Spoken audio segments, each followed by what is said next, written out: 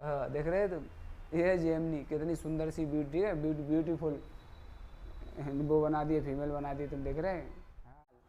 और विश्व भूषण हरिचंदन कहाँ के राज्यपाल? छत्तीसगढ़ के। तो भजन लाल शर्मा जी राजस्थान के मुख्यमंत्री के रूप में चुने गए। डोनाल्ड डस्क, ये Donald Trump, Jakarta Indonesia. ASEAN का हेडक्वार्टर कहाँ पर है? जकार्ता। नमस्कार साथियों NS Kotal academy YouTube channel आपका स्वागत करता है। साथियों, मैं दिलीप राय जयसवाल आपके सामने उपस्थित हूँ, हाजिर हूँ करंट अफेयर्स की इम्पोर्टेंट महत्वपूर्ण क्लास, जिसमें सभी कॉम्पिटिटिव एग्जाम्स को ध्यान में रखते हुए, मद्देनज़र रखते हुए एक स्लाइड तैयार की गई है और वही डेटा इसमें इंक्लूड किया गया है जो आने वाले एग्जाम्स में अति महत्वपूर्ण होगा और आपके लिए मददगार होगा। तो चलेगा, यहाँ पर देख सकते हैं आप स्लाइड नंबर फर्स्ट। एमपीपी ज़्यादातर फोकस हमारा एमपीपीएससी पर है, लेकिन करंट अफेयर्स की क्लास आपका व्यापम, आपका आरपीएफ, ठीक है, SSC, SSC GD, all exams को कवर करने वाला है। एमपीपीएससी 2024 टेस्ट सीरीज़ का थर्ड डे है आज, और मेहनत करने वाले की कभी हार नहीं होती और आप सब लोग मेहनत कर ही रहे हैं। 23 जून को आपकी जंग है। चलेगा, देखते हैं जंग में किस तरह के प्रश्न आने वाले हैं। ये रहा पहला करंट अफेयर्स का प्रश्न। यहाँ पर बात करते हैं IAADV 2023, ये क्या है, ये किससे संबंधित है, बात करते हैं। फुल फॉर्म भारतीय कला, वास्तुकला और डिज़ाइन द्विवार्षिक कार्यक्रम IAADV चलेगा। इसके बारे में डिटेल में समझते हैं और फिर आगे बढ़ते हैं। और मोदी जी आपके सामने दिख रहे हैं, ठीक है। और 3 जून को रिजल्ट आने वाला है इलेक्शन का, देखते हैं कैसा परफॉर्मेंस रहता है भाजपा का और कांग्रेस का और अदर पार्टियों का। चलते हैं, इसका इंग्लिश नेम है इंडियन आर्ट, ठीक है, आर्किटेक्चर एंड डिज़ाइन विनाइल 2023। अब क्या है, एक अभी फ़िलहाल में ये सेशन हुआ और ये कब हुआ, इसका उद्घाटन कब हुआ, इसका इनॉग्रेशन कब हुआ? 8 दिसंबर 2023, 8 दिसंबर 2023। और किसने किया इसका इनॉग्रेशन, उद्घाटन किसने किया? हमारे पीएम साहब ने, प्रधानमंत्री नरेंद्र मोदी जी ने। कहाँ पर किया, किस प्लेस पर किया, ये आपको स्थान का ध्यान रखना है। लाल किला, रेड, ठीक है, रेड फोर्ट, न्यू दिल्ली, नई दिल्ली। पहले तो आपको नेम पर फोकस करना है। IAADV, इसका फुल फॉर्म क्या है? Indian architecture and design vinyl 2023।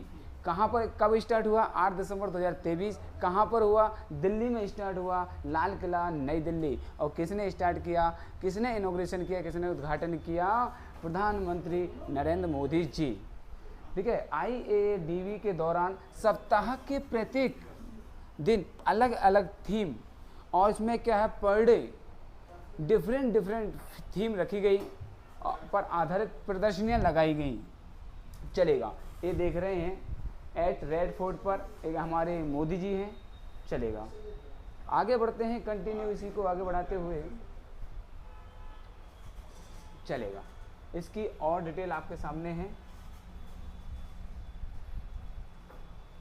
साथ ही प्रधानमंत्री जी ने लाल किले पर आत्मनिर्भर सेंटर फॉर डिज़ाइन का उद्घाटन किया। देखिएगा, इसका उद्घाटन किया। साथ ही साथ एज वेल एज आत्मनिर्भर भारत सेंटर फॉर डिज़ाइन का उद्घाटन भी इसी दिन किया। और आत्मनिर्भर भारत का केंद्र कहाँ पर है? नई दिल्ली में। भारत के देशज कारीगरों को सशक्त और उनकी कला को अंतर्राष्ट्रीय पहचान दिलाने के उद्देश्य पर्पस से आत्मनिर्भर Bharat centre for design ABCD की स्थापना की गई। और कब की गई? उसी दिन, सेम डे, एक ही दिन, 8 दिसंबर 2024। और एक और लाल किले, क्या नाम है, L1 बैरक में। कहाँ पर की गई? L1 बैरक में की गई। चलेगा, आगे बढ़ते हैं, कंटिन्यू। जब भी करंट अफेयर्स की क्लास हो, एक कॉपी रखें सामने, एक पेन रखें और जो भी आईएमपी डेटा हो उसको अपनी कॉपी में राइट डाउन या नोट करते चलें, साथ में चलेगा। बहुत बढ़िया। और हमारी टेक्निकल टीम को लिए सलाम करता हूं जो काफ़ी सपोर्ट करती है हमारे श्रीमान, हमारे चिन्मय जी, हमारे प्रेम सर, और एक और हमारे टाइपिस्ट हैं हमारे दद्दू जी, इनका बहुत बड़ा सहयोग है इसमें। तो चलिएगा अब आगे चलते हैं। वर्तमान में 100 भारतीय कारीगर 17 शिल्पों की डिज़ाइन की दिशा में कार्य कर रहे हैं।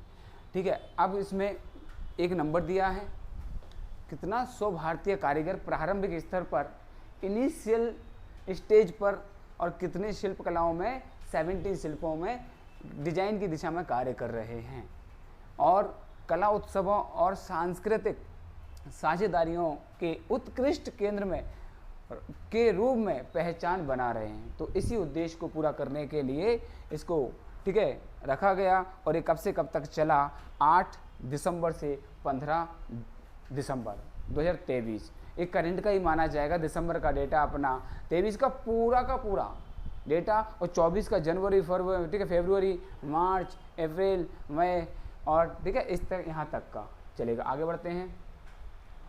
कब से कब तक चला, 8 दिसंबर से 15 दिसंबर तक। कहाँ पर, लाल किले पर, L1 बैरक में। किसने उद्घाटन किया, नरेंद्र मोदी जी ने। ठीक है, और इसका नाम क्या था पता है, IAADV, और इसका फुल फॉर्म आप खुद आप कमेंट करके जल्दी फटाफट बताइएगा। नेक्स्ट आता है, नेक्स्ट कॉन्फ्रेंस है वैश्विक निवेशक शिखर सम्मेलन। ये क्या है, वैश्विक निवेशक शिखर सम्मेलन क्या है, इसके बारे में आप क्या जानते हैं, चलेगा। इसका उद्घाटन भी हमारे प्रधानमंत्री जी ने किया। कहाँ किया, वन अनुसंधान संस्थान देहरादून उत्तराखंड। देखिएगा, फॉरेस्ट रिसर्च सेंटर की बात आएगी तो कहाँ पर आएगा, देहरादून उत्तराखंड। उत्तराखंड की कैपिटल है देहरादून, क्या है, उत्तराखंड की, Dehradun is the capital of Uttarakhand. और अगर वन विद्यालय, वानकी विद्यालय लिखा आता है, ठीक है, वानकी विद्यालय लिखा आता है, वो कहाँ पर है, भोपाल में है। और अगर यहाँ पर वन अनुसंधान लिखा आता है, रिसर्च सेंटर लिखा आता है, तो आपको क्या लगाना है, देहरादून उत्तराखंड टिक करना है। इसको कब किया गया, 8 दिसंबर 2023। थीम क्या रखी गई थी, शांति से समृद्धि की ओर, शांति से समृद्धि। ठीक है, उत्तराखंड ग्लोबल इन्वेस्टर समिट 2023 इसका नाम ही था। ठीक है, उत्तराखंड वो राज्य है जहां आपको, ठीक है, डिविनिटी और डेवलपमेंट दोनों का अनुभव एक साथ में मिलता है। ठीक है, डिविनिटी और डेवलपमेंट दोनों का मिश्रण अनुभव एक साथ मिलता है। उत्तराखंड ऐसा राज्य है। थीम क्या थी, शांति से समृद्धि, ग्लोबल इन्वेस्टर समिट 23 का, ठीक है, कहाँ पर हुआ ये, उत्तराखंड में, देहरादून में हुआ। चलेगा, आपको बार बार रिपीट करके मैं चाह रहा हूँ कि इसी क्लास में आपको at a time recent condition में आपको याद हो जाए, आपके माइंड में, दिमाग में, ब्रेन में, आपके भेजे में, ठीक है, सही से सेट हो जाए, फीड हो जाए, ताकि आप जिस दिन एग्ज़ाम हो उस दिन अच्छे से कूल माइंड में इसको परफॉर्म कर पाओ। हाँ, ठीक है, सशस्त्र सेना झंडा दिवस, सशस्त्र सेना झंडा दिवस क्या है, क्या होता है, इसके बारे में आप क्या जानते हैं, चलेगा डिस्कस करते हैं। We discuss about that. 1949 से 7 दिसंबर को भारत में प्रतिवर्ष मनाया जाता है। क्या मनाया जाता है, सशस्त्र सेना झंडा दिवस 7 दिसंबर से लगातार प्रति वर्ष भारत में मनाया जाता है। तो यह दिवस बहुत ही महत्वपूर्ण है और इससे संबंधित क्वेश्चंस बनते हैं। इसकी स्पेशल थीम क्या है और इसमें विशेष क्या है, भारतीय सशस्त्र बलों के कर्मियों के कल्याण हेतु भारत की जनता से धन संग्रह के प्रति समर्पित एक दिन है। अब क्या होता है, सशस्त्र सेना के लिए एक दिन ऐसा निकाला गया या रखा गया जिसका, ठीक है, क्या है, 7 दिसंबर, और धन संग्रह के प्रति समर्पित एक दिन रखा जाता है, ठीक है। और ये देख सकते हैं, इसका लोगो है केंद्रीय सैनिक बोर्ड, इस सेना का लोगो है। धन संग्रह के मुख्य उद्देश्य, इसके मेन पर्पस क्या है, मेन ऑब्जेक्टिव्स क्या हैं। युद्ध के समय हुई जनहानि में सहयोग। अब क्या होता है, इस थीम के माध्यम से, इस दिन के माध्यम से जो भी डोनेट करना चाहता हो, ठीक है, और धन समर्पित करना चाहता हो, धन संग्रह करना होता है, तो इस दिन धन कलेक्शन किया जाता है।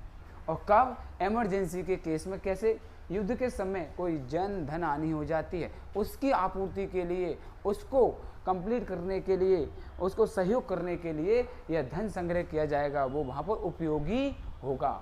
सेना में कार्यरत कर्मियों और उनके परिवार के कल्याण और सहायता हेतु, अगर कोई सेना में कार्यरत है और कार्यरत पद पर रहते हुए किसी युद्ध में, मुठभेड़ में और सीमा पर तैनाती के समय अगर वो शहीद हो जाते हैं या कोई दुर्घटनावश, ठीक है, दुर्भाग्यवश कोई ऐसी अनहोनी हो जाती है, तो उस कंडीशन में उस हमारे सैनिक या सोल्जर्स या सशस्त्र बलों के परिवार के लिए एक सहयोग या कल्याण के लिए राशि काम आती है।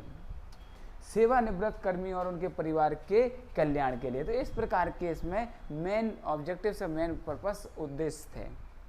चलेगा, तो आपको पता है कब से मनाया जा रहा है। 7 दिसंबर 1949 से लगातार प्रतिवर्ष सशस्त्र सेना झंडा दिवस मनाया जा रहा है। इसका उद्देश्य एक बार रिपीट कर देता हूँ, क्योंकि जो सशस्त्र बलों के कर्मियों के कल्याण हेतु धन संग्रह के प्रति भावना को, ठीक है, जगाने के लिए, जागृत करने के लिए, जन जागरण के, ठीक है, लिए एक ऐसा प्लेटफॉर्म, एक ऐसा दिन जहाँ पर सब सेना के प्रति एक लगाव और धन देने में, ठीक है, रुझान उनका ले सकें। चलेगा, आगे चलते हैं, कंटिन्यू। बहुत बढ़िया, एक और नया चैप्टर, नया थीम, संयुक्त नेतृत्व कॉन्क्लेव। संयुक्त नेतृत्व कॉन्क्लेव कहाँ पर हुई? न्यू दिल्ली में हुई, नई दिल्ली में हुई। इसके बारे में आप क्या जानते हैं? चलिए, कोई बात नहीं, जानना नहीं है, सीखना है अभी। कहाँ पर हुई? न्यू दिल्ली में। संयुक्त नेतृत्व कॉन्क्लेव कब हुई? 6 दिसंबर को। देखो, 7 दिसंबर को क्या हुआ? सशस्त्र सेना झंडा दिवस मनाया गया, 1949 से लगातार मनाया जाता है। और संयुक्त नेतृत्व कॉन्क्लेव 6 दिसंबर 2023 को। और IAADB कब हुआ? 8 दिसंबर से 15 दिसंबर तक चला। और उसका उद्घाटन किसने? PMG ने किया था। अध्यक्षता देखना यहाँ पर, chief of defence staff, CDS। एक प्रश्न यहाँ पर बिल्कुल सीधा डायरेक्ट बनता ही है, ध्यान से सुनना है। हमारे देश के पहले CDS कौन थे? जनरल विपिन रावत जी। जनरल विपिन रावत जी हमारे देश के पहले चीफ ऑफ डिफेंस स्टाफ थे। First CDS of India Vipin Rawat ji. अब सेकंड कौन है? जनरल अनिल चौहान जी। पहले ये, ठीक है, सेना के प्रमुख थे। अब ये तीनों सेनाओं के प्रमुखों को चीफ ऑफ डिफेंस स्टाफ का जो पद नियुक्त किया गया है, तो अभी फिलहाल में रिसेंट में प्रेजेंट में कौन है?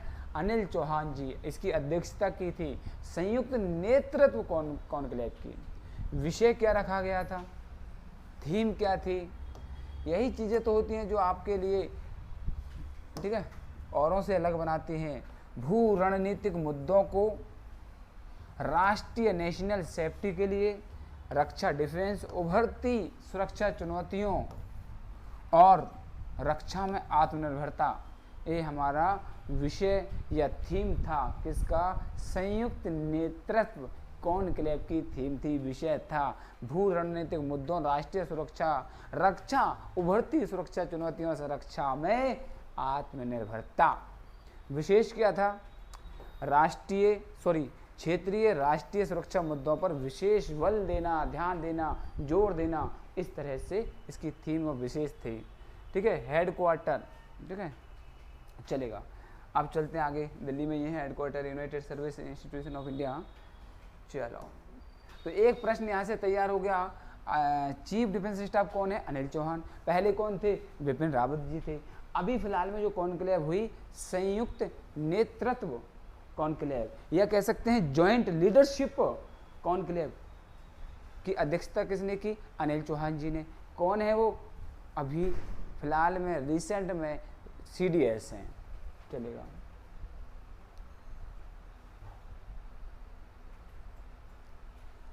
ठीक है, गरबा यूनेस्को की अमूर्त सांस्कृतिक विरासत। गरबा कहाँ का लोक नृत्य है, तो पता है आपको, गुजरात में प्रतिवर्ष नवरात्रि के दिनों में बड़े धूमधाम से विश्व स्तर पर, विश्व फेमस, ठीक है, वर्ल्ड प्रसिद्ध, विश्व प्रसिद्ध एक लोक नृत्य गरबा, कहाँ पर, गुजरात का गरबा यूनेस्को की अमूर्त सांस्कृतिक विरासत की सूची में, लिस्ट में ऐड किया गया है। भैया एग्जाम की दृष्टि से लगा लो 10-12 स्टार इसमें ठोक दो।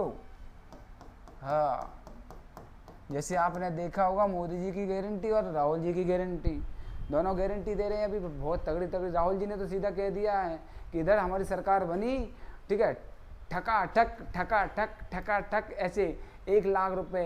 कहीं मोदी जी ने अपने, सब पार्टियां करती हैं अपने अपने वादे, कोई बात नहीं करना चाहिए, लेकिन हम बात यहाँ की कर रहे हैं कि गुजरात का गरबा यूनेस्को की अमूर्त सांस्कृतिक विरासत की सूची में जो जोड़ा गया है, आप याद कर लो, स्टार लगा लो, ये भी ठका ठक आने की संभावना है। आपके क्वेश्चन में तुरंत टिक लगा देना जहां पर ये ऑप्शन दिखे। कब हुआ, 6 दिसंबर को।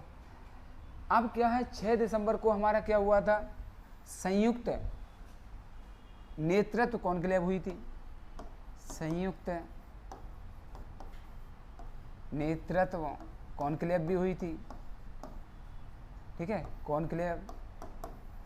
और 6 को ही क्या हुआ हमारा, इसको जोड़ा गया है, गरबा यूनेस्को की अमूर्त सांस्कृतिक विरासत की सूची में जोड़ा गया। कहाँ है, बोत्सवाना में यूनेस्को सम्मेलन में। अभी फिलहाल में यूनेस्को का सम्मेलन हुआ, कॉन्फ्रेंस हुई, कॉन्क्लेव हुई, कहाँ पर, बोत्सवाना में।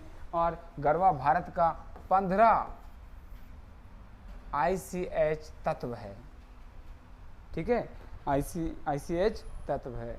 आपसे उम्मीद करूंगा कि आप ICH का फुल फॉर्म बताएंगे। नेक्स्ट क्लास में मैं इसमें फुल डिटेल बताऊंगा, क्योंकि आप सीधे सीधे वीडियो देख रहे हैं तो आपका ही फर्ज बनता है कुछ इससे पता चले कि आपको इसके बारे में कितना पता है। अच्छी बात है, आप स्टूडेंट हैं, पता करके ज़रूर बताएं, मुझे कमेंट का इंतज़ार रहेगा। चलेगा, एक प्रश्न आपके लिए मैंने दे दिया है। देखते हैं अब मुद्दे की बात, काम की बात करते हैं, ठीक है, काम के साथ साथ थोड़ा बहुत चलेगा। तो यूनेस्को द्वारा मान्यता प्राप्त अमूर्त सांस्कृतिक विरासतें ये आपके सामने हैं। चलेगा भैया, देख लेना, दिमाग को खुला रखना, गर्मी तेज पड़ रही है, ठीक है, गर्मी तेज पड़ रही है। वैदिक जप की, ठीक है, वैदिक जप की परंपरा 2008 इसको जोड़ा गया। रामलीला, रामायण का पारंपरिक प्रदर्शन 2008 में जोड़ा गया, ठीक है। कुटियाट्टम संस्कृत थिएटर, ये भी जोड़ा गया, कुटियाट्टम संस्कृत थिएटर 8 में जोड़ा गया। रामलीला, रामायण का पारंपरिक प्रदर्शन जोड़ा गया, वैदिक जप की परंपरा जोड़ी गई। और फिर उसके बाद 9 में रामबाण, गढ़वाल, हिमालय, भारत के धार्मिक उत्सव और परंपरा का मंचन 2009 में जोड़ा गया। फिर आगे चलते हैं, मुदियट्टू अनुष्ठान थिएटर, केरल का नृत्य नाटक जोड़ा गया 10 में। और वाल्विया, राजस्थान का लोकगीत और नृत्य जोड़ा गया, कौन सा, वाल्विया। और छऊ नृत्य जोड़ा गया, ठीक है, चलेगा। 8 लद्दाख का बौद्ध जप, हिमालय के लद्दाख क्षेत्र, जम्मू कश्मीर, भारत में पवित्र बौद्ध ग्रंथों का पाठ 2012 में जोड़ा गया।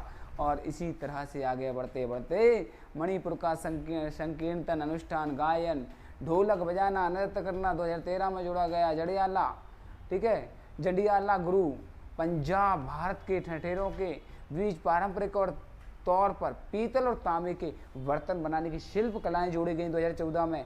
योग 2016 में जोड़ा गया। और योग दिवस कब से मनाया जाता है, जल्दी फटाफट फटाफट फटाफट टिक करें। तो योग दिवस मनाया जा रहा है 21 जून 2015 से कंटिन्यूसली मनाया जा रहा है।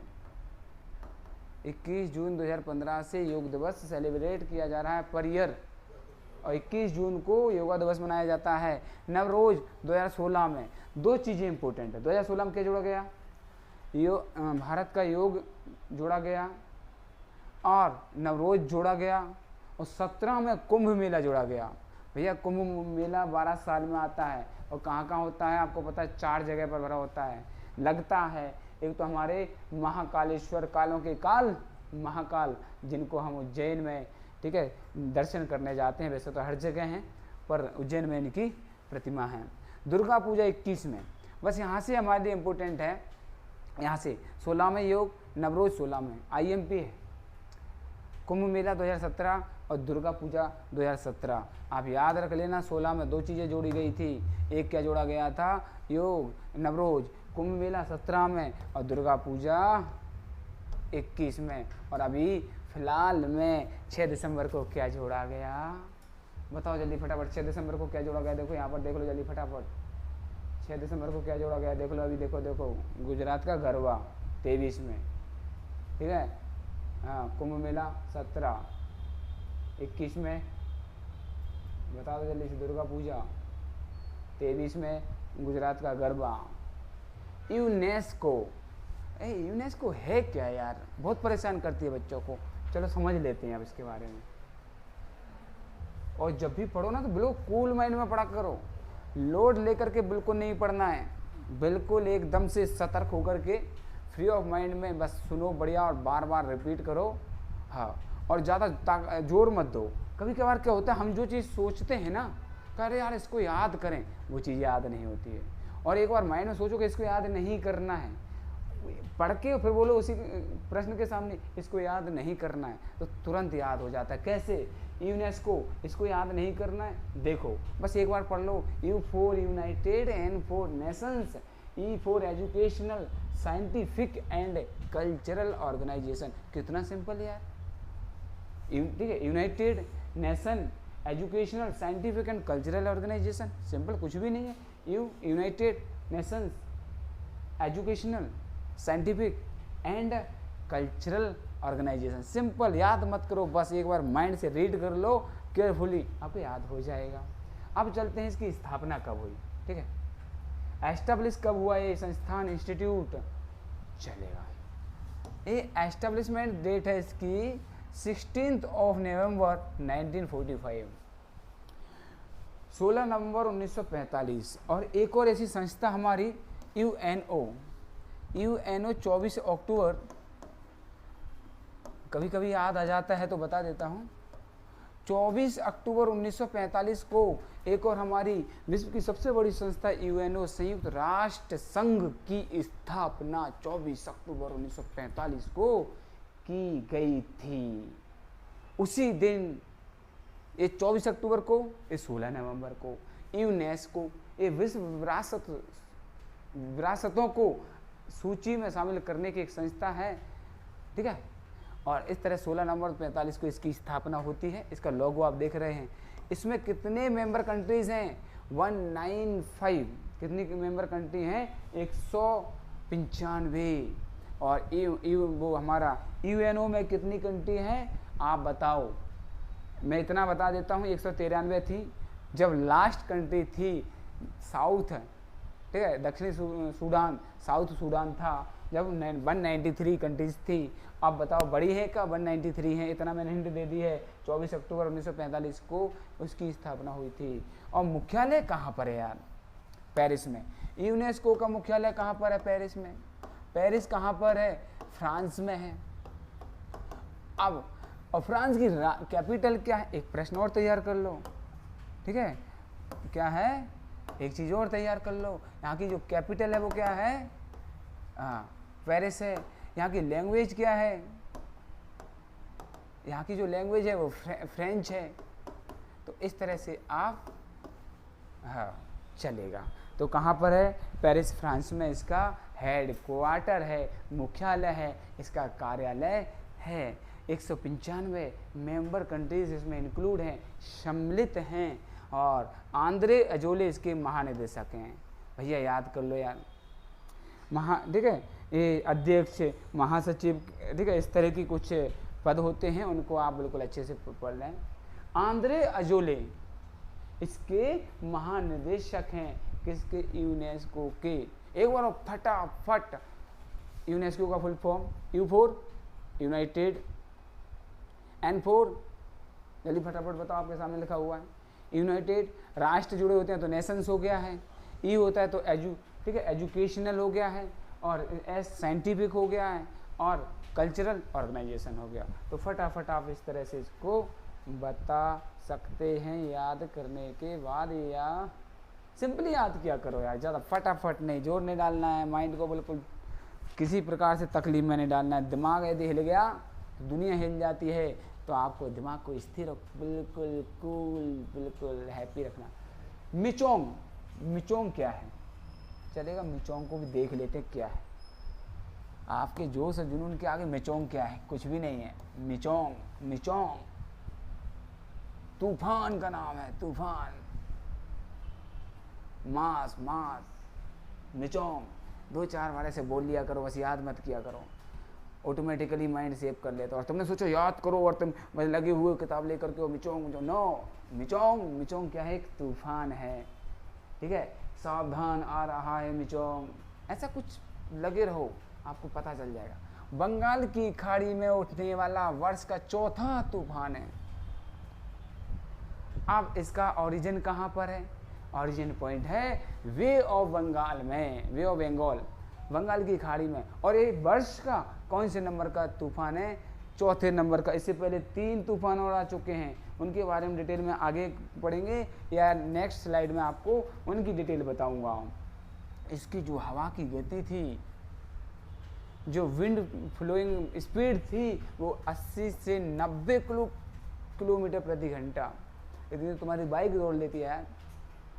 लेकिन ये प्राकृतिक चीज़ें होती हैं, इनसे कोई बच नहीं सकता है। अपने बैलेंसिंग के लिए, संतुलन बनाए रखने के लिए इस प्रकृति में कभी भी कुछ कहर ला करके अपना संतुलन बराबर कर लेते हैं, क्योंकि मनुष्य प्राकृतिक संसाधनों का जो दोहन कर रहा है बहुत तेजी से, उसका परिणाम तो प्रकृति अपने आप पूरा कर लेती है, संतुलन बना लेती है। तो इसलिए हाँ, प्रभावित राज्य कहाँ हैं, ओडिशा, आंध्र प्रदेश, तमिलनाडु, क्योंकि वे ऑफ बंगाल के किनारे क्या क्या आता है, ये हमारा पूर्वोत्तर भारत, पूर्वी तट, या जो अपना कह सकते हैं ईस्टर्न कोस्टल एरियाज है, जो पूर्वी तटीय इलाका है, रीजन है, ये वहाँ पर आया था। और 2 राज्य हैं, 3 राज्य आपके सामने हैं in front of you, Odisha, Andhra Pradesh, Tamil Nadu. Odisha, Andhra Pradesh और तमिलनाडु। केंद्र क्या था, कहाँ पर था, बंगाल की खाड़ी में उठने वाला वर्ष का चौथा तूफान, नाम क्या था, मिचोंग। गति 80-90 मत करो, बस एक जनरली रीडिंग कर लेना, माइंड में बस आ जाएगा। 80-90 आए तो ठीक है, नहीं तो कोई इशू नहीं। प्रभावित राज्य इंपॉर्टेंट, ओडिशा, आंध्र प्रदेश और तमिलनाडु। देख सकते हैं, दिख रहा है एक तूफान, ये आ रहा है, देखो ये टकरा है, देखो श्रीलंका हो गई हमारी, ये हमारा श्रीलंका है भैया, श्रीलंका, लंका, हनुमान जी ने लंका को जला दिया था। और उसी का परिणाम स्वरूप आपको पता है कि श्रीलंका के जो खिलाड़ी, जैसे अपना, हाँ चलो ठीक है, उसी का प्रभाव है, इस पर मैं बात नहीं करूँगा। श्रीलंका, ओके, श्रीलंका। अब ये हो गया अपना वे ऑफ बंगाल, बंगाल की खाड़ी हो गई है, वे ऑफ बंगाल हो गया, बंगाल की खाड़ी हो गई है। इधर अपना हिंद महासागर होता है इतना, और भारत के कौन सी side? Left hand side, western side क्या होता है हमारा? अरेबियन सी, अरब सागर, ये हमारा ठीक है, हिंद महासागर, बे ऑफ बंगाल। तो ये आ रहा है, देखो तूफान आया है, या गया गया, और ये आंध्र प्रदेश, ओडिशा, आंध्र प्रदेश, तमिलनाडु के तट पर टकराता है और इनको प्रभावित करता है। चलेगा, थोड़ा सा सोचना है आपको, समझना है चीज़ों को। मिचोंग अभी ख़त्म नहीं हुआ, अभी चल रहे हैं साइक्लोन मिचोंग। तूफान को क्या है? साइक्लोन भी कहते हैं। देख लो, देखो साइक्लोन। अब तूफान भी पूछेगा या फिर साइक्लोन कहेगा। ये कौन से नंबर का है वर्ष का? चौथे नंबर का तूफान था। ये आ रहा है, देखो उठ रहा है। चलेगा, कोई बात नहीं है, उठने दो। आपको तो याद करना, और ऑप्शन में आ जाए तो उड़ा देना तूफान को। मिचोंग क्या है? तूफान। भारतीय नौसेना दिवस। नौसेना क्या होता है? जल सेना को नौसेना के नाम से या नेवी फोर्स के नाम से जाना जाता है। भारतीय नौसेना दिवस, नेवल फोर्सेस होते हैं। Indian navy day, a tribute to Indian Navy for a successful operation Trident in India Pakistan War of 1971। 1971 में जब बांग्लादेश एक स्वतंत्र राज्य की स्थापना होती है बांग्लादेश की, उसी समय पर एक ऑपरेशन चलाया जाता है, ऑपरेशन ट्रीडेंट। 1971 में जब बांग्लादेश पूरी पाकिस्तान हुआ करता था, पूर्वी पाकिस्तान से बदलकर फिर स्वतंत्र एक राष्ट्र का निर्माण होता है। और उस समय पर हमारी, ठीक है, हमारे देश के प्रधानमंत्री कौन थी? पता है, इंदिरा गांधी जी। पाकिस्तान कब मनाया जाता है? 4 दिसंबर को, याद रखना। भारतीय नौसेना दिवस कब मनाया जाता है? भारतीय नौसेना दिवस मनाया जाता है 4 दिसंबर को। भारतीय नौसेना दिवस मनाया जाता है 4 दिसंबर को, प्रतिवर्ष मनाया जाता है। पाकिस्तान के साथ युद्ध के दौरान कराची बंदरगाह पर 1971 के हमले की याद में दिवस मनाया जाता है। 1971 में भारत और पाकिस्तान का युद्ध हुआ, और उसी के दौरान कराची बंदरगाह पर 1971 की याद में हर साल 4 दिसंबर को नौसेना दिवस मनाया जाता है। 23 का आयोजन कहाँ पर हुआ? महाराष्ट्र के सिंधुदुर्ग में हुआ। कहाँ पर हुआ? महाराष्ट्र के सिंधुदुर्ग में हुआ। और शुभारंभ किसने किया? हमारे प्रधानमंत्री जी ने शुभारंभ किया। विषय क्या है? थीम क्या है? समुद्री क्षेत्र में परिचालन दक्षता, तत्परता, मिशन, ठीक है, की उपलब्धि, और मिशन को पावरफुल बनाना, परिचालन करने की दक्षता बढ़ाना, और समुद्री क्षेत्र में अपनी पहुंच को सुनिश्चित करना है। इस तरह की थीम के साथ यह दिवस इस बार 23 में मनाया। महाराष्ट्र के सिंधुदुर्ग में शुभारंभ किया मोदी जी ने। इस सिंधुदुर्ग क्या है यार? सिंधुदुर्ग क्या है? दुर्ग का मतलब किला होता है। दुर्ग इंग्लिश में इसको फोर्ट कहते हैं, किला, दुर्ग, फोर्ट।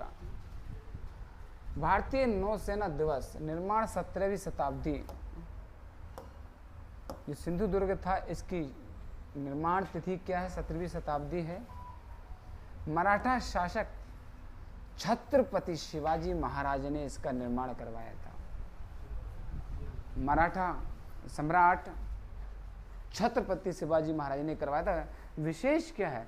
किला महाराष्ट्र की ऐतिहासिक समृद्धि, मराठों की समुद्री ताकत का प्रतीक है। ये सिंधुदुर्ग है, समुद्र तट के किनारे है, कोस्टल एरिया से लगा हुआ क्षेत्र है। और एक क्या है? मराठाओं की या किला महाराष्ट्र की ऐतिहासिक समृद्धि को दर्शाता है और मराठाओं की समुद्री ताकत को प्रदर्शित करता है। एक तरह से कहा जाए उसकी जानकारी प्रोवाइड करता है। चलते हैं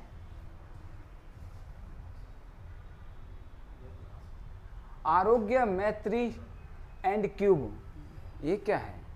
ये तो यार कुछ न कुछ अस्पताल से संबंधित होना चाहिए, या कह सकते हैं रोग उपचार अस्पताल में सब आ जाती हैं।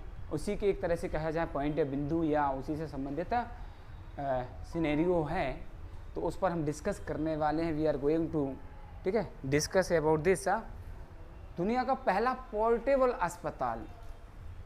ये पोर्टेबल क्या होता है यार? दुनिया का पहला world first portable hospital. Portable क्या होता है भाई, बताइएगा यार, थोड़ा सा डिस्कस करेंगे अपन। और नाम क्या है इसका? आरोग्य मैत्री एड क्यूब। आरोग्य मैत्री एड क्यूब। इसका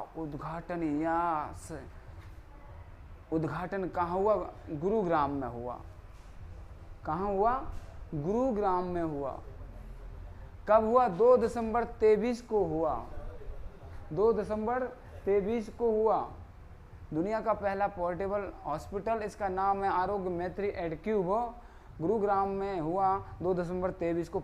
विशेष क्या है, स्पेशल इसका उद्देश्य, पर्पस क्या है, मेन थीम क्या है? प्रोजेक्ट भीष्म के तहत स्वदेशी रूप से डिजाइन।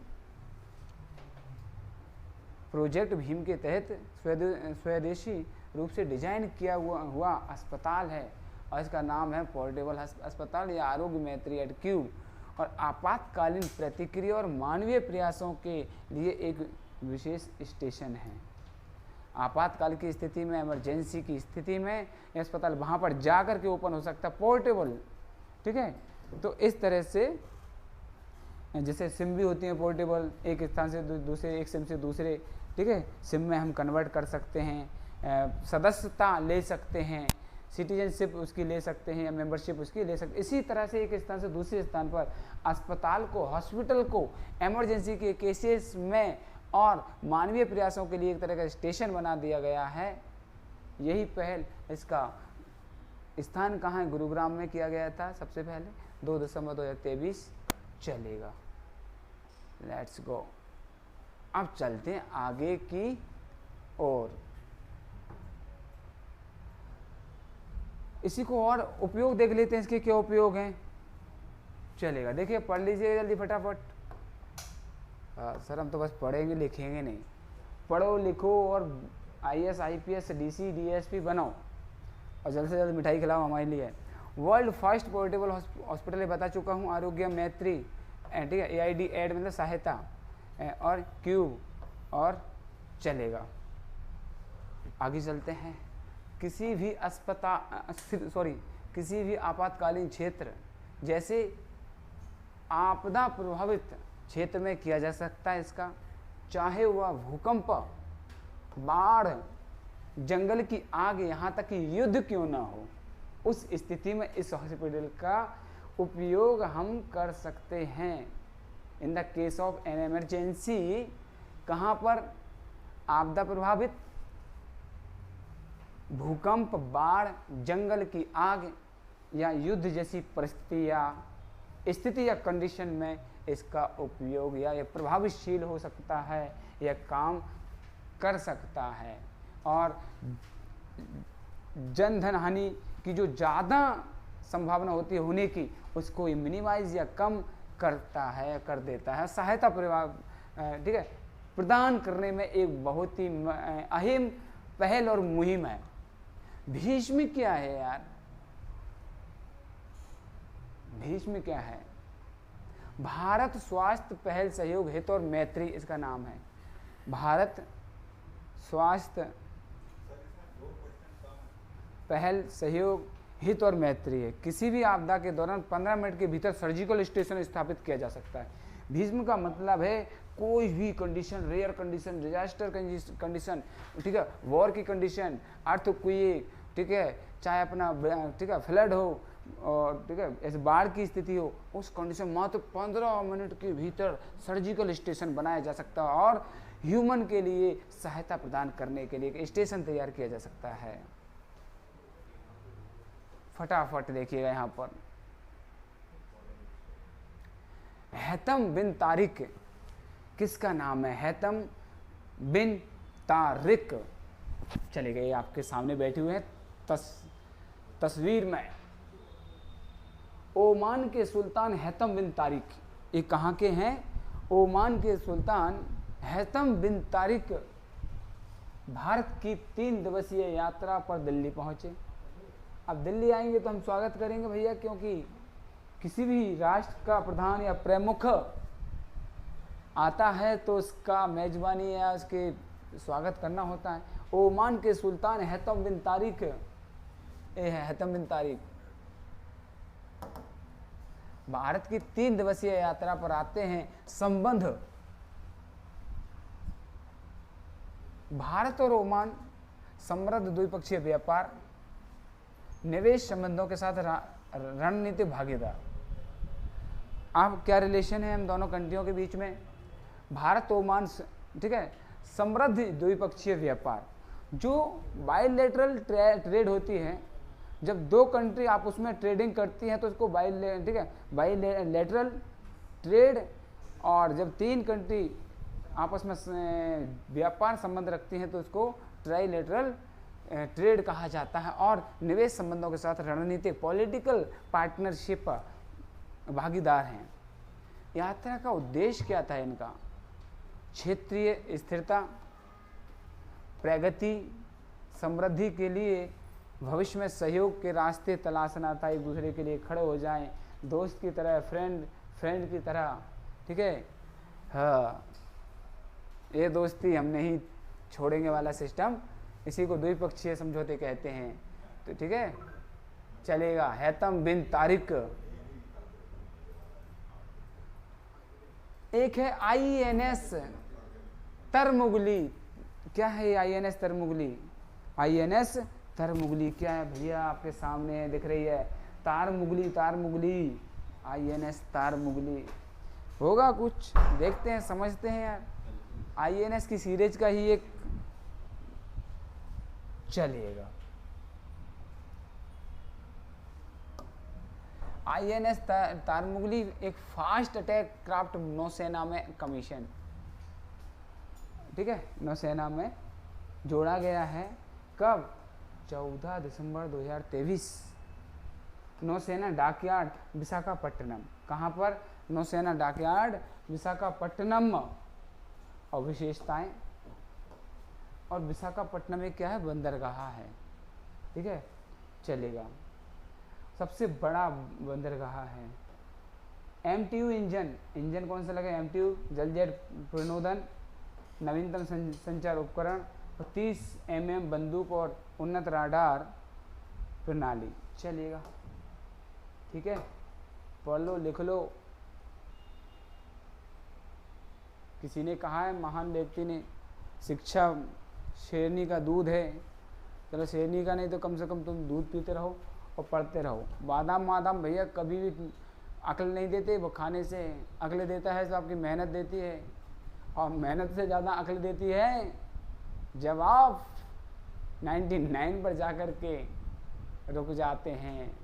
ये चीज़ें आपको देती हैं अक्ल, और अक्ल को ध्यान में रखते हुए आपको 2024 का 23 जून का MPSC निकालना ही है, वही आपकी जीत है।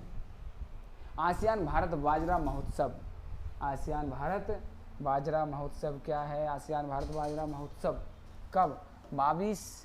26 नवंबर 22 से 23 को, ठीक है, 22 से 26 नवंबर तक चला। ये 23 में आसियान भारत बाजरा महोत्सव कहाँ हुआ? दिल्ली में हुआ। उद्घाटन केंद्रीय मंत्री अर्जुन मुंडा। उद्देश्य क्या था इसका? अंतर्राष्ट्रीय बाजार वर्ष के अनुरूप बाजरा आधारित उत्पादों के लिए बड़ा बाजार स्थापित करना। बाजरा का उत्पादन कैसे बढ़ाया जाए, इसके लिए मार्केट प्लेस कैसे स्थापित किया जाए, इस तरह का था। इस महोत्सव में Bharat, Cambodia, Indonesia, Laos, Malaysia, Myanmar, Philippines, Thailand और वियतनाम के प्रतिनिधियों ने भाग लिया था। आसियान के सदस्य देशों ने इसमें भाग लिया था, बाजरा महोत्सव, ठीक है। जैसे अपना Bharat, Cambodia, Indonesia, Laos, Malaysia, Myanmar, Philippines, Thailand और वियतनाम के प्रतिनिधियों ने भाग लिया था। देख लो, ये सामने दिख रहा है, भाग लिया था भैया, ठीक है। Indian mission to ASEAN to national food agency Indonesia, ASEAN India present किया था 23 में, चलेगा। कौन सा, बाजरा। सदस्य कंट्री देखिएगा इसका जल्दी फटाफट, सदस्य country Brunei, Brunei, Cambodia, Indonesia, Laos, Malaysia, Myanmar, Philippines, Singapore, Thailand, Vietnam, सारे के सारे अपने, ठीक है, भारत से लगे हुए कंट्री हैं। थोड़ा सा, ठीक है, इधर अपना वे ऑफ बंगाल से इधर चले जाते हैं, इधर साइड पूरा का पूरा मलेशिया, म्यांमार। मुख्यालय जकार्ता, इंडोनेशिया। आसियान का हेडक्वार्टर कहाँ पर है, जकार्ता में। आसियान का हेडक्वार्टर कहाँ है, जकार्ता में है। दक्षिण पूर्वी एशियाई राष्ट्र संघ, आसियान क्या है, दक्षिण पूर्वी एशियाई, दक्षिण के और पूरब के एशिया के दक्षिण और पूर्वी जो जितने भी राष्ट्र हैं लगभग उनके सभी राष्ट्र प्रमुखों ने इसमें अपनी भूमिका निभाई। Association of south east Asian Nations, south east Asian nation. चलेगा, अब आता है यूएई आम सहमति, यूएई आम सहमति, यूएई कॉप 28, UNFCCC द्वारा आयोजित, मेजबानी किसने की, दुबई में हुए। 30 नवंबर से 12 दिसंबर 23 तक चला, संस्करण 28 था। इसका संस्करण कौन सा था, 28 पर था। कॉप 28 का समझौता, यूएई आम सहमति, ठीक है। COP सम्मेलन 1992 में पहले संयुक्त राष्ट्र जलवायु समझौते के बाद से हर साल कोविड-19 महामारी के कारण 2020 को छोड़कर आयोजित किया जा रहा है। ये बस कोविड महामारी का वर्ष 2020 छोड़कर के लगातार पर ईयर ये मनाया जा रहा है, ठीक है। यूएई आम सहमति मनाई जा रही है। कब हुआ था इस बार, दुबई में हुआ था, 30 नवंबर से 12 दिसंबर, 30 नवंबर से 12 दिसंबर। इस आयोजन का उद्देश्य सरकारों का वैश्विक तापमान वृद्धि को, जो वैश्विक तापमान वृद्धि हो रही है, ठीक है, वृद्धि को सीमित करना, जलवायु परिवर्तन से जुड़े प्रभावों के अनुकूल नीतियों पर सहमत होना और 2050 तक जीवाश्म ईंधन से शुद्ध शून्य तक संक्रमण, नेट जीरो, जीवाश्म ईंधनों को जो प्रभाव होता है इनका, ठीक है, को प्रभाव होता है उसको कम करना, जीरो करना कुल मिलाकर। हाँ, COP सम्मेलन 92 में पहले संयुक्त राष्ट्र के हर साल कोविड महामारी को छोड़कर किया जाता है। इस वैश्विक, ये तो हो गया है, 2 बार हो गया है। चलेगा, अगला आपके सामने है, बहुत ही महत्वपूर्ण है। चलेगा, चलें चर्चा करें। आर्टिफिशियल इंटेलिजेंस शिखर सम्मेलन, आर्टिफिशियल इंटेलिजेंस AI शिखर सम्मेलन। देखो AI का आपने देखा हुआ अभी हाल ही में सुर्खियों में, चर्चा में, न्यूज़ में, समाचार की मेन हेडलाइनों में देखने को मिलता है 2-5 दिन में। AI क्या है, इसका शिखर सम्मेलन भी होने लगे हैं वैश्विक स्तर पर।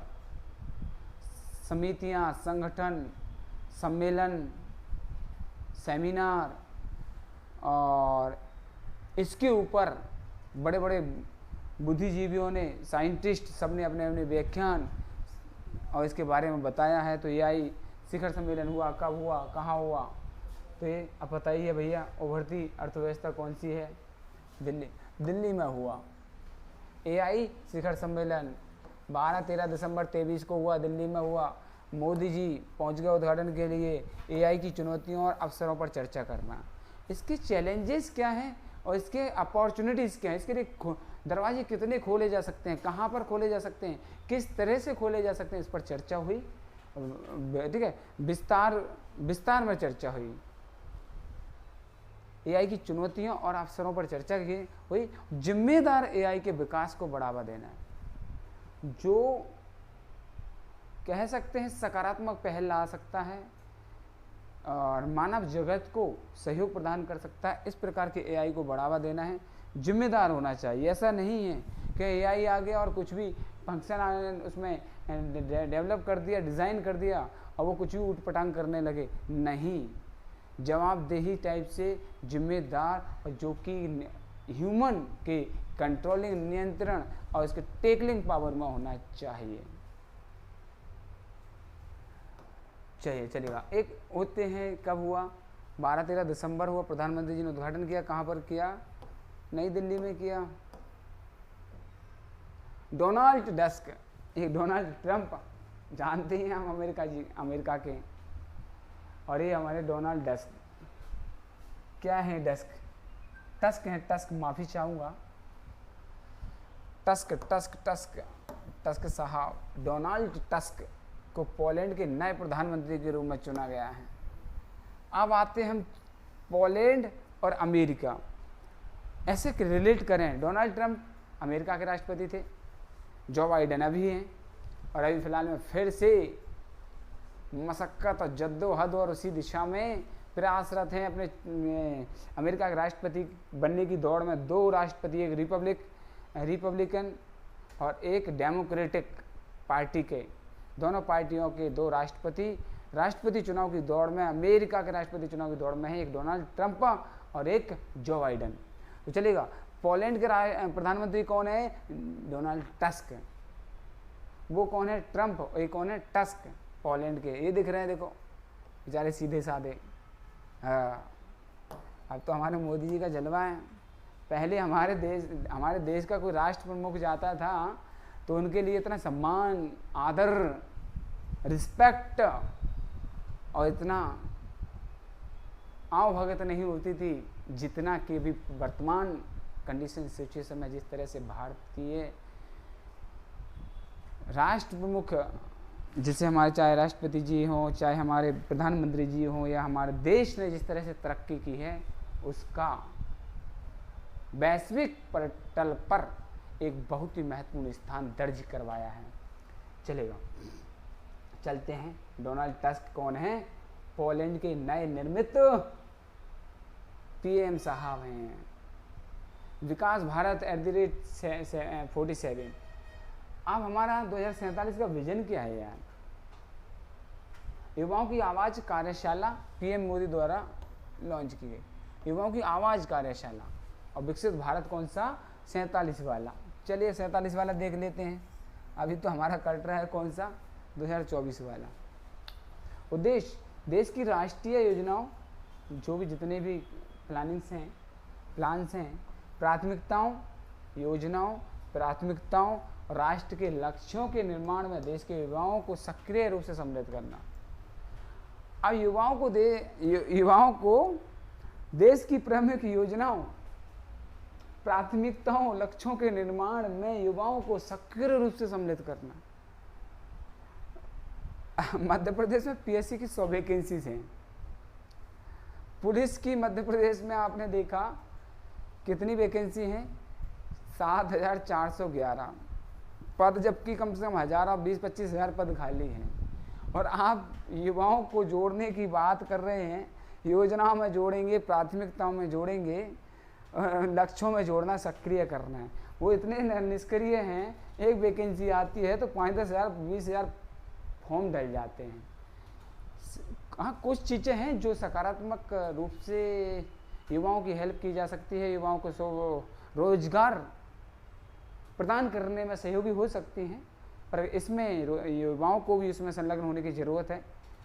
और इस प्रकार के कुछ कह सकते हैं स्टार्टअप प्रारंभ कर सकते हैं, युवा भी अपना स्वरोजगार उत्पन्न कर सकते हैं। कुछ ऐसी योजनाएं हैं जो सरकार हित कर रही है, ठीक है, सरकार हेल्प कर रही है, ठीक है। लेकिन ऐसा नहीं है कि अब कुछ चीज़ें आपको भी उस लेवल की स्टार्ट करनी पड़ेगी।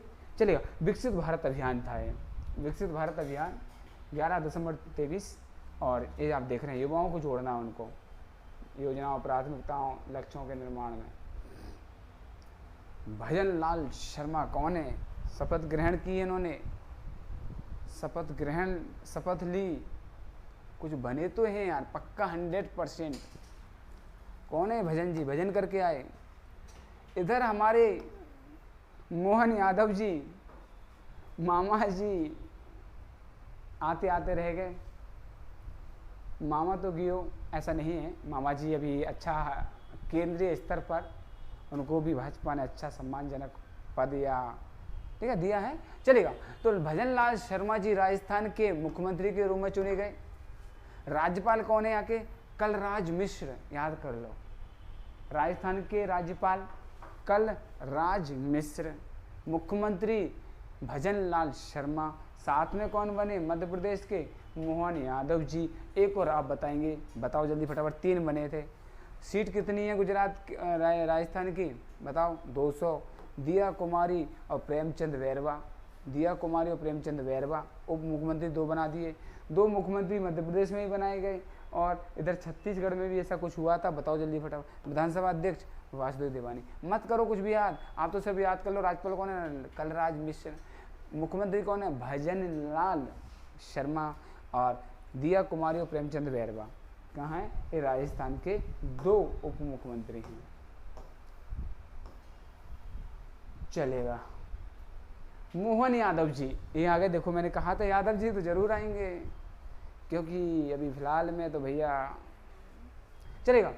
ये हमारे मोहन यादव जी हैं और ये हमारे हृदय प्रदेश, सोया प्रदेश, सोयाबीन प्रदेश राज्य, जहाँ पर सोयाबीन का उत्पादन बहुलता में अधिकता में होता है, इसलिए मध्य प्रदेश को सोया स्टेट के नाम से जाना जाता है। विधानसभा 230 है हमारे यहाँ। मुख्यमंत्री जी हैं हमारे मोहन यादव जी। राज्यपाल देखिएगा आप तो जल्द से फटाफट, मंगू भाई पटेल। कलराज मिश्र कहाँ के थे? राजस्थान, भजन लाल जी के यहाँ के। मंगू भाई पटेल हमारे मोहन जी के साथ में। और उप मुख्यमंत्री कौन है? जगदीश देवड़ा और राजेंद्र शुक्ला। जगदीश देवड़ा और राजेंद्र शुक्ला। विधानसभा अध्यक्ष कौन है? नरेंद्र सिंह तोमर। प्रहलाद सिंह जी और नरेंद्र सिंह तोमर जी का भी मुख्यमंत्री बनने की दौड़ में नाम आ रहा था। अंतिम समय पर दिल्ली में बैठक बुलाई गई और मोहन जी को बागडोर मध्य प्रदेश की सौंप दी गई और सब हक्का बक्का रह गए कि क्या से क्या हो गया। चलेगा, छोरा राव साहब का। चलेगा। तो अब चलते हैं विष्णुदेव साय। ये भी कहीं की अभी फिलहाल में कुछ बने थे। विष्णुदेव साय छत्तीसगढ़ के नए मुख्यमंत्री। एक जगह पर भजन लाल जी बन गए, भजन करते करते विष्णु भगवान जी के अवतार विष्णुदेव जी आ गए। छत्तीसगढ़ में 90 सीटें हैं विधानसभा की, 230 हैं मध्य प्रदेश में और करेक्ट 200 हैं राजस्थान में। और श्री विश्वभूषण हरिचंदन, ठीक है। अभी मैंने कुछ बताया था तुम्हारे लिए। मंगू भाई पटेल, श्रीमान मंगू भाई पटेल मध्य प्रदेश के राज्यपाल, कलराज मिश्र राजस्थान के राज्यपाल और विश्वभूषण हरिचंदन कहाँ के राज्यपाल? छत्तीसगढ़ के। और छत्तीसगढ़ के मुख्यमंत्री कौन? विष्णुदेव जी। वो देखो लिख रहे हैं, कुछ योजनाएं बना रहे हैं जनता के लिए। चलेगा। Next slide. रेवंत रेड्डी जी। रेवंत रेड्डी जी तेलंगाना के दूसरे राष्ट्रपति हैं। सॉरी, रेवंत रेड्डी जी तेलंगाना के दूसरे मुख्यमंत्री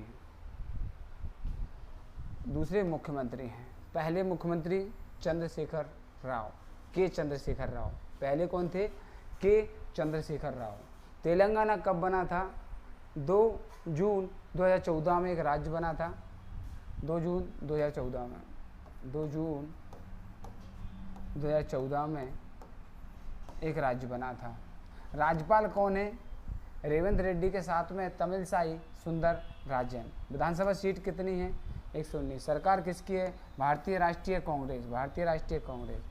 ये इम्पोर्टेंट मिल गया जो हम देख रहे थे, आपके सामने है। तेलंगाना के पहले मुख्यमंत्री के चंद्रशेखर राव तेलंगाना के पहले मुख्यमंत्री। दूसरे मुख्यमंत्री रेवंत रेड्डी, जो अभी फिलहाल में इलेक्शन हुआ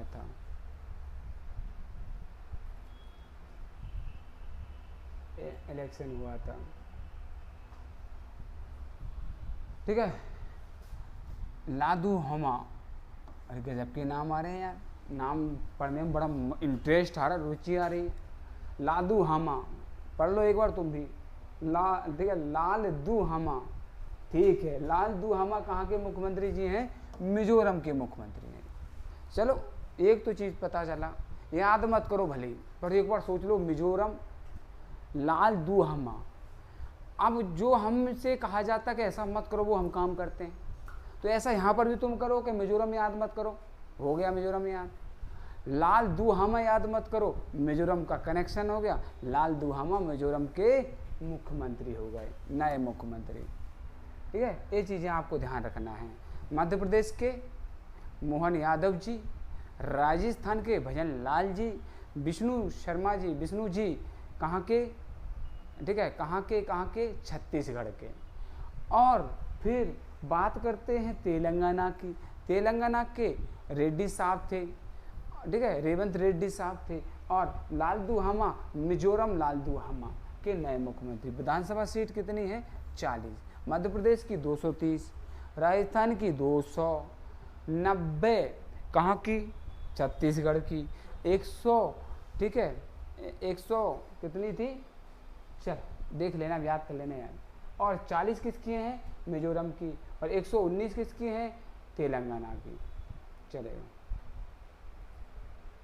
ओके। तो इस तरह से आपको चीज़ें, डेटा, आंकड़े याद करना है। WAIPA विश्व निवेश सम्मेलन, वेपा विश्व निवेश सम्मेलन 27वां था। ये कौन सा था? 27वां था, 27वां world association of investment promotion, ठीक है, world association investment promotion agencies,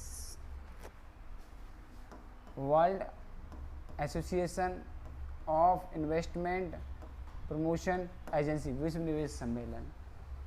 ठीक है, वेपा कहाँ पर हुआ? इसका उद्घाटन, सम्मेलन कहाँ पर हुआ? नई दिल्ली में। कब हुआ? 11 दिसंबर को हुआ। आयोजन भारत सरकार की राष्ट्रीय निवेश संवर्धन और सुविधा एजेंसियों और विश्व निवेश संवर्धन सुविधा एजेंसियों के संघ सम्मिलित रूप से हुआ, सम्मिलित रूप से हुआ। खेलो इंडिया पैरा गेम्स, खेलो इंडिया पैरा गेम्स, पहली बार खेलो इंडिया पैरा गेम्स का आयोजन नई दिल्ली में किया गया। खेलो इंडिया पैरा गेम्स पहली बार इनका आयोजन कहाँ पर किया गया? नई दिल्ली में किया गया। खेलो इंडिया पैरा गेम्स, इनका उद्घाटन पहली बार कहाँ पर किया गया? नई दिल्ली में किया गया। पहली बार खेलो इंडिया गेम्स का आयोजन 10 से 17 दिसंबर 23 को किया गया। खेलो इंडिया पैरा गेम्स पहली बार, ठीक है, नया एडिशन है, फर्स्ट एडिशन है, 10 से 17 दिसंबर को किया गया। कहाँ पर? दिल्ली में। पैरा एथलेटिक्स, पैरा शूटिंग, ठीक है, पैरा तीरंदाजी, para football, para badminton, para table tennis और पैरा वेटलिफ्टिंग। विजेता कौन रहा? हरियाणा। इसका विजेता कौन रहा? हरियाणा रहा। हरियाणा खेल के क्षेत्र में अच्छा खासा परफॉर्मेंस कर रहा है। रैंक देखिएगा यहाँ पर, रैंक चलेगा, सबकी रैंक पढ़ लेते हैं थोड़ा थोड़ा, क्या है क्या नहीं है। रैंकिंग देख लेते हैं यहाँ पर। हरियाणा पहली रैंक पर रहा। खेलो इंडिया पैरा गेम्स पहली बार, ठीक है, पहला सेशन था। स्वर्ण 40 लेगा, रजत 39 लेगा, 26 कांच, 105 पर टॉप विजेता रहा। हरियाणा खेलो इंडिया पैरा गेम्स में हरियाणा टॉप पर रहा। उत्तर प्रदेश की स्थिति सेकंड पर रही, तमिलनाडु, ठीक है, हरियाणा, उत्तर प्रदेश, तमिलनाडु, गुजरात, महाराष्ट्र, इस तरह से क्रम रहा। चलेगा, खेलो इंडिया चलेगा, खेलो इंडिया। और जो खेलो इंडिया 10 से 17 दिसंबर 2023 में मिस इंडिया यूएसए कौन बना? मिस इंडिया यूएसए कौन बना? मिस इंडिया यूएसए कौन बना? मिस इंडिया यूएसए कौन बना? मिस इंडिया यूएसए 23 कौन बना? मिस इंडिया यूएसए वार्षिक प्रतियोगिता आयोजन होती है, 23 की बात कर रहे हैं। मिस इंडिया यूएसए कौन बना? कहाँ पर हुआ इसका परफॉर्मेंस? कहाँ पर हुआ? न्यू जर्सी में। कहाँ पर हुआ? न्यू जर्सी में। रिजुल मैनी, कौन? रिजुल मैनी इसकी विजेता रही। रिजुल मैनी इसकी विजेता रही। रिजुल मैनी इसकी विजेता रही। फातिमा वसीम कौन है? ये बहुत ही इंपॉर्टेंट है भैया, फातिमा वसीम, इंपॉर्टेंट क्वेश्चन है। फातिमा वसीम, फातिमा वसीम सियाचिन ग्लेशियर के ऑपरेशन पोस्ट, सियाचिन ठीक है, ग्लेशियर के ऑपरेशन पोस्ट पर तैनात होने वाली पहली महिला मेडिकल ऑफिसर। सियाचिन ग्लेशियर के ऑपरेशन पोस्ट पर तैनात होने वाली पहली महिला medical officer Fatima Waseem, captain Fatima Waseem, captain, first women medical officer operation post Siachen glacier. देखिएगा महिलाएं, फीमेल माताएं बहनें भी बड़े बड़े पद पर, बड़े बड़े ओहदे पर अपना अपना परचम लहराने से पीछे नहीं है, तो आप लोग भी लग जाइएगा। नितिन साहनी कौन है भैया? नितिन साहनी, नितिन साहनी कौन है? Who is Nitin Sahni? कौन है नितिन साहनी साहब? ब्रिटिश भारतीय संगीतकार जिन्हें, ब्रिटिश भारतीय संगीतकार जिन्हें 2024 का बुकर, ठीक है, बुकर सम्मान निर्णायक पैनल में शामिल किया गया था। ब्रिटिश भारतीय संगीतकार जिन्हें 2024 में बुकर सम्मान दिए जाते हैं, उनमें इन्हें निर्णायक पैनल में शामिल किया गया था।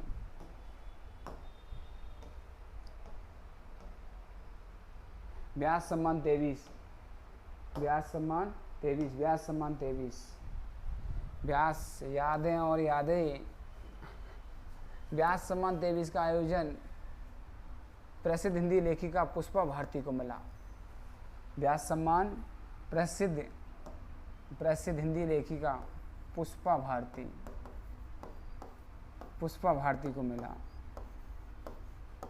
पुष्पा भारती को मिला। संस्करण यादें और यादों के लिए, किसके लिए? यादें और यादें के लिए व्यास सम्मान। प्रारंभ कब हुआ था? 1991 में। आयोजन के बिरला फाउंडेशन में हुआ, आयोजन के बिरला फाउंडेशन। व्यास सम्मान साहित्यिक पुरस्कार है, एक क्या है?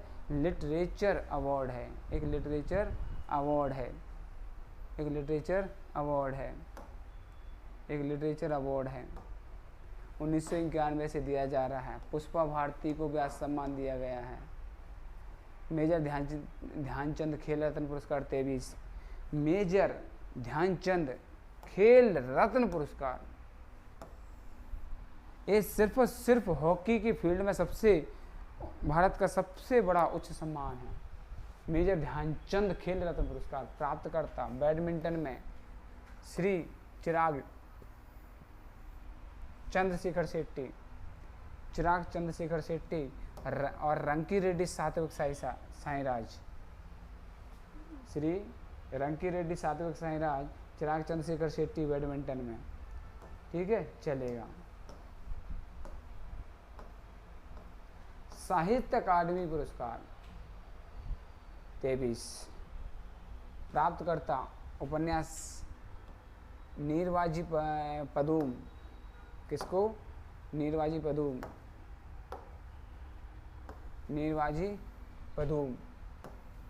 तमिल के लिए राजशेखरन, साहित्य अकादमी पुरस्कार 23, साहित्य नीरवाजी पदूम, तमिल के लिए राजशेखरन। लघु कहानी संग्रह तेलुगु के लिए पतंजलि शास्त्री। साहित्यिक अध्ययन मलयालम नोवेलिंटे, देश कलंगल मलयालम के लिए E.V. रामकृष्णन। तो पतंजलि शास्त्री के लिए लघु कहानी संग्रह के लिए साहित्य अकादमी दिया गया। साहित्यिक अध्ययन मलयालम नोवेलिंटे के लिए को दिया गया। इस तरह से आप इसको नोट कर सकते हैं। मिस्र के राष्ट्रपति के रूप में तीसरा कार्यकाल हासिल किया। मिस्र के राष्ट्रपति के रूप में तीसरा अब्देल फतेह अल सीसी। फ्रांस के राष्ट्रपति, फ्रांस के बताया था ये मैंने, अब्देल फतेह अल सीसी मिस्र के राष्ट्रपति हैं, के रूप में तीसरा कार्यकाल प्रारंभ किया। अब्देल फतेह अल सीसी अल सीसी, फतह अल सीसी। चलेगा। देखिएगा ये अपना मेडिटेरियन सी है, मध्य भूमध्य सागर है, ये लीबिया हो गया है, सूडान, ठीक है, सूडान, दक्षिण सूडान हो गया, इजिप्ट हो गया है, ये सऊदी अरेबिया हो गया, रेड सी, लाल सागर हो गया, लाल सागर ये, ठीक है, सुएज नहर, canal, Jordan, Israel, Gaza strip, Gaza पट्टी, इजराइल, ये यहाँ पर, ठीक है, ये गाजा पट्टी पर अभी विवाद चल रहा। मैप के माध्यम से समझ लेना कभी। Vijay Hazare trophy, Vijay Hazare trophy, Vijay Hazare trophy, Vijay Hazare trophy 23, विजेता राजस्थान, विजेता राजस्थान, विजेता राजस्थान की क्रिकेट टीम विजय है हजारे ट्रॉफी किस खेल से संबंधित है? क्रिकेट से। कौन जीता? राजस्थान जीता, नहीं राजस्थान हारा, हरियाणा जीता, हरियाणा विनर रहा, हरियाणा विनर रहा और राजस्थान उपविजेता रहा। पहली बार हरियाणा ने विजय हजारे ट्रॉफी का खिताब अपने नाम किया। Player of the series Sumit Kumar को दिया गया। प्लेयर ऑफ द सीरीज है विजय हजारे ट्रॉफी में किसको दिया गया? सुमित कुमार को दिया गया। ये है, आप देख लीजिएगा, विजय हजारे ट्रॉफी चैंपियन हरियाणा ने राजस्थान को हराया। Gemini advance AI model, Gemini क्या है? एडवांस एआई मॉडल है। जेमिनी क्या है? जेमिनी एडवांस एआई मॉडल है, एडवांस एआई मॉडल है, एडवांस एआई मॉडल है। लॉन्च कब हुआ जेमिनी? गूगल की पेरेंट्स कंपनी अल्फ़ाबेट ने, लॉन्च किसने किया? गूगल की पेरेंट्स कंपनी अल्फ़ाबेट ने Gemini advance AI model launch किया।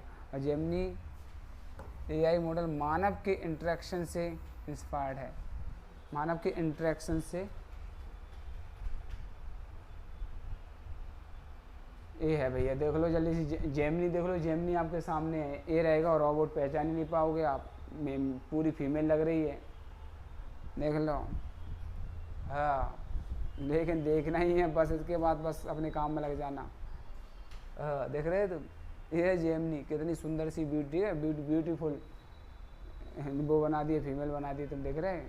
हाँ समझ लेना, ध्यान रखना, एआई सिस्टम आ गया है, रोबोट सिस्टम आ चुका है, सारे काम मशीनरी युग में होंगे, ठीक है। हाँ, और एआई एडवांस टेक्नोलॉजी युक्त, ठीक है। ये आपको दिख रहा मानवीय आकार का भैया, सारे काम कर लेगा, मशीनरी युग है, ठीक है। चलते हैं आगे, चलते हैं। जेमिनी नाम है इसका, सर्च कर लेना गूगल पर जेमिनी, ठीक है। जेमिनी गूगल की पेरेंट्स कंपनी अल्फ़ाबेट, ठीक है, अल्फ़ाबेट ने बनाया है एडवांस एआई मॉडल। हाँ यार, हाँ ऊपर बढ़ो ना यार। जितेश जॉन, जितेश जॉन कौन है भाई? जितेश जॉन साहब कौन है? Jitesh John insolvency and bankruptcy board of India, insolvency bank, ठीक है, bankruptcy board of India, insolvency bankruptcy board of India IBBI के कार्यकारी निदेशक के रूप में जितेश जॉन कार्यकारी निदेशक के रूप में कार्यभार संभाला है। किसका? IBBI, insolvency and bankruptcy board of India.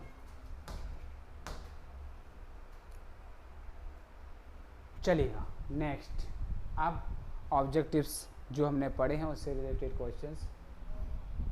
चलिए, क्या है? भारतीय कला, वास्तुकला, डिज़ाइन 2006, IAADB 2023 कहाँ आयोजित किया गया था, ठीक है।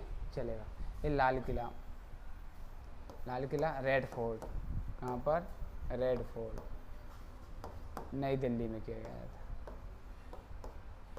था। सबसे पहला प्रश्न यही था स्लाइड का। चलेगा, आपकी मेमोरी चेक करता हूँ, जल्दी फटाफट बताना। 23 में उत्तराखंड ग्लोबल समिट 23 कहाँ आयोजित की गई थी? देहरादून में। कहाँ पर? देहरादून में। कहाँ पर की गई थी? देहरादून में। देहरादून में की गई थी। वन अनुसंधान संस्थान कहाँ पर है? ठीक है, वानिकी संस्थान कहाँ पर है? वानिकी महाविद्यालय कहाँ पर? भोपाल में। अनुसंधान संस्थान कह रहा है, रिसर्च आएगा तो देहरादून लगा देना। फॉरेस्ट रिसर्च देहरादून लगा देना। ओके, देहरादून लगा देना।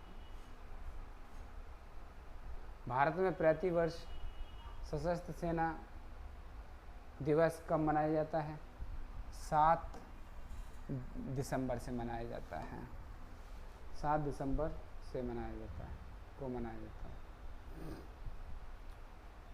भारत के चीफ ऑफ डिफेंस स्टाफ वर्तमान में कौन है? CDS। वर्तमान में CDS हैं जनरल अनिल चौहान। पहले कौन थे? बिपिन रावत। फर्स्ट कौन थे? Bipin Rawat. First chief of defence staff कौन थे? बिपिन रावत। अभी कौन है? अनिल चौहान। दिसंबर 23 में गुजरात की विकास सांस्कृतिक वस्तु को मानव की अमूर्त सांस्कृतिक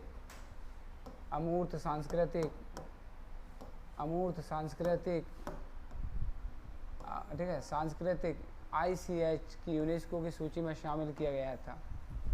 गरबा को, ठीक है, गरबा को शामिल किया गया। इस तरह से आपको बताया था मैंने, ठीक है।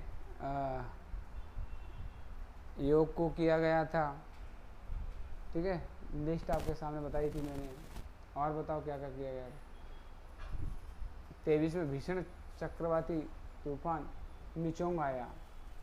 कौन सा है? मिचोंग आया। किस राज्य को आया? आंध्र प्रदेश राज्य को पार किया। आया कहाँ कहाँ था? उड़ीसा के तट पर, तमिलनाडु के तट पर, लेकिन आंध्र प्रदेश के तटीय इलाकों को पार कर दिया था। भारतीय नौसेना दिवस कब मनाया जाता है? 4 दिसंबर को भारतीय नौसेना दिवस मनाया जाता है। 4 दिसंबर को, 4 दिसंबर को भारतीय सेना दिवस पर आयोजन मनाया जाता है। कब? 1971 में कराची बंदरगाह पर हमला हुआ था, उसके उपलक्ष्य में। कराची 1971 में कराची बंदरगाह पर हमला हुआ था उससे।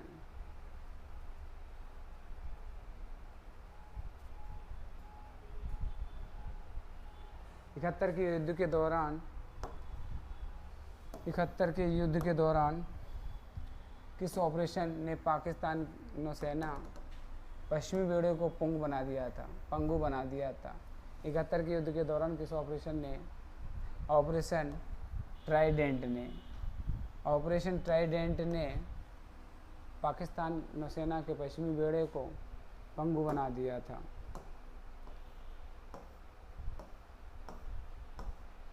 तेईस में प्रधानमंत्री मोदी जी ने नौसेना दिवस कार्यक्रम कहाँ पर भाग लिया था?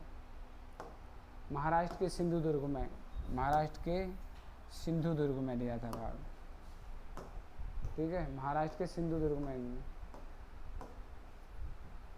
चलेगा। 17वीं शताब्दी में सिंधुदुर्ग किले का निर्माण किसने करवाया था? सिंधुदुर्ग का निर्माण छत्रपति शिवाजी महाराज ने करवाया था। छत्रपति शिवाजी महाराज ने करवाया था। विश्व का पहला अस्पताल, पोर्टेबल अस्पताल, विश्व का पहला पोर्टेबल अस्पताल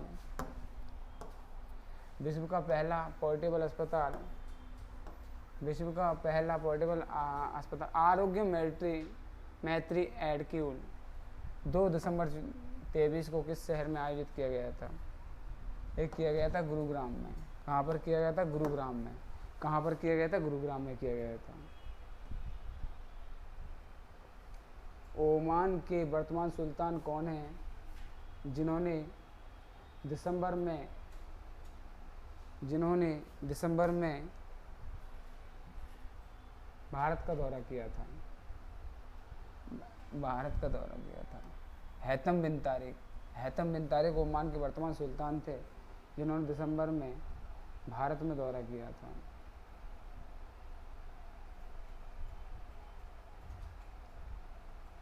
कॉप 28 का लक्ष्य ग्लोबल वार्मिंग के संदर्भ में क्या हासिल करना था? कॉप 28 का लक्ष्य ग्लोबल वार्मिंग के संदर्भ में क्या हासिल करना था? 1.5 डिग्री सेल्सियस तक सीमित करना।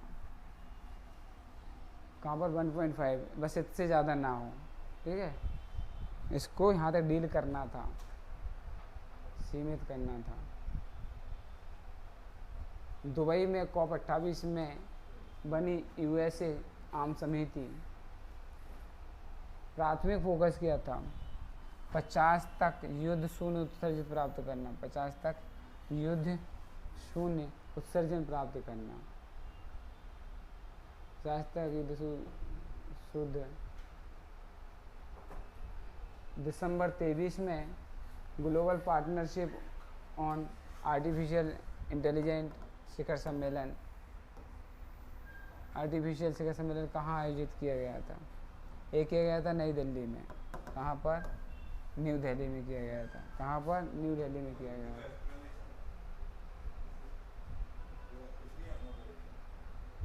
राजस्थान के नए मुख्यमंत्री भी जस्ट बताया था, जल्दी फटाफट बता दीजिएगा। भजन लाल शर्मा जी, पहले वसुंधरा राजे भी रह चुके हैं, ठीक है, और उनसे अशोक गहलोत जी भी रह चुके हैं। चलेगा। कलराज मिश्र यहाँ के क्या हैं? राज्यपाल हैं। चलिएगा। हाल ही में पोलैंड में 9 वर्षों के बाद प्रधानमंत्री के रूप में सत्ता लौट कर आई है पोलैंड। भैया अमेरिका में डोनाल्ड ट्रंप हैं, तो पोलैंड में डोनाल्ड टस्क हैं, ठीक है। व्लादिमीर पुतिन तो आपको पता है रूस के हैं भैया, पुतिन साहब। और वेलोडिमिर जेलेंस्की, ये अपने कहाँ के हैं? रूस, यूक्रेन के हैं।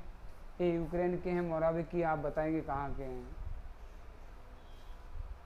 और प्रधानमंत्री मोदी जी ने 11 दिसंबर 23 को युवाओं के विकास के लिए कौन सी पहल शुरू की थी? विकसित भारत @ 2047 युवाओं की आवाज़। भैया युवाओं की आवाज़ थी ये। कब? 11 दिसंबर को ये किया गया था। मध्य प्रदेश के नए मुख्यमंत्री कौन है? मोहन यादव जी, डॉक्टर मोहन यादव जी मामा जी की जगह पर बने हैं। पहली बार खेलो इंडिया पैरा गेम्स कहाँ शुरू किए गए? नई दिल्ली में शुरू किए गए। कहाँ किए गए? नई दिल्ली में शुरू किए गए। कहाँ शुरू किए गए? नई दिल्ली में शुरू किए गए। चलेगा। नई दिल्ली में शुरू किए गए पहली बार। मिस इंडिया यूएसए 23 का खिताब किसने जीता? रिजुल मैनी ने जीता। किसने जीता? रिजुल मैनी ने जीता। किस ब्रिटिश भारतीय संगीतकार को 24 बुकर पुरस्कार सम्मेलन में निर्णायक पैनल में जोड़ा गया था, ठीक है, नितिन साहनी जी को। निर्णायक पैनल में जोड़ा गया था नितिन साहनी जी को। सियाचिन के ऑपरेशन ग्लेशियर के ऑपरेशनल पोस्ट पर तैनात होने वाली पहली महिला मेडिकल ऑफिसर कौन बनी है? फातिमा बसीम ऑपरेशनल पोस्ट पर पहली महिला मेडिकल ऑफिसर के रूप में तैनात हुई है।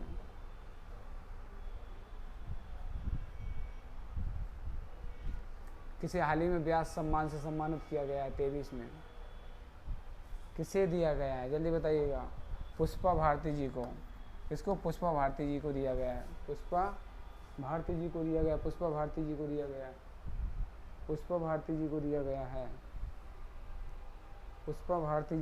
गया है। ये क्या हो गया, पुष्पा भारती जी को दिया गया है।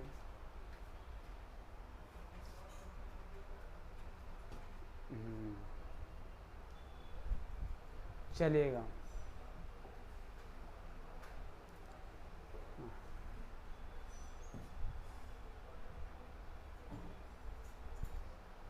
अब चलते हैं आगे। ईवी रामकृष्णन ने 23 में किस श्रेणी के लिए साहित्य अकादमी पुरस्कार जीता है? किस श्रेणी के लिए? साहित्यिक अध्ययन के लिए। ईवी रामकृष्णन ने किस श्रेणी के लिए साहित्यिक अध्ययन के लिए साहित्यिक अकादमी पुरस्कार जीता है? रामकृष्णन ने। राजशेखरन ने किस भाषा में अपने उपन्यास नीरबाजी पदमों के पुरस्कार जीता है? किसमें? तमिल भाषा में। तमिल भाषा में। गूगल की पेरेंट्स कंपनी अल्फ़ाबेट ने एक एडवांस एआई मॉडल बनाया जिसका नाम क्या है? जेमिनी। मैंने आपको उसका फेस, चेहरा, नया मॉडल बताया था आपको, मैंने देखा था आपने सबने, नाम जेमिनी था। ठीक है, रोबोट था, रोबोट वे देख लेना, female robot. Insolvency and bankruptcy board of India के कार्यकारी निदेशक के रूप में किसे बनाया गया? बताइएगा। जितेश जॉन को बनाएगा। जितेश जॉन को नया महानिदेशक बनाया गया। चलिएगा, जितेश जी को। और अब तो और आगे बढ़ेगा ही नहीं, रहने दो, काफ़ी हो गया आज तो चलेगा साथियों। आज की करंट अफेयर्स की क्लास आपको कैसी लगी? इसमें 5-6 राज्यों की सीएम उपराज्यपालों के बारे में हैं, कुछ अवार्ड्स के बारे में हैं, कुछ दिवस हैं, कुछ संस्थाओं के प्रमुख हैं। इस तरह से आज का जो करंट अफेयर्स है परीक्षा की दृष्टि से अति महत्वपूर्ण था। पूरा देखें, वीडियो को शेयर करें, चैनल को सब्सक्राइब जरूर करें ताकि इस तरह की कोई भी क्लास आती है परीक्षा की दृष्टि से आपके भविष्य के लिए, आपके आने वाले कल के लिए बहुत ही मददगार साबित होगी। साथ ही वीडियो को लाइक, शेयर, चैनल को सब्सक्राइब और वीडियो को आगे बढ़ाते हुए इसी के साथ जय हिंद, जय भारत के साथ अलविदा।